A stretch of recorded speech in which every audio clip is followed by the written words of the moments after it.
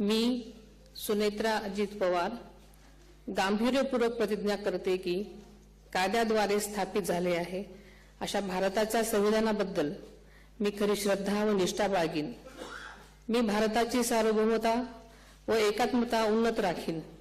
मी महाराष्ट्र राज्याची उपमुख्यमंत्री म्हणून माझी कामे निष्ठापूर्वक व ससद्विवेक बुद्धीने पार पाडेन आणि संविधान व कायदा यानुसार सर्व तऱ्हेच्या लोकांना मी गांभीर्यपणे व निपक्षपातीपणे तसेच कोणाच्याही विषयी ममत्वभाव किंवा आकस न बाळगता न्याय वागणूक देईन।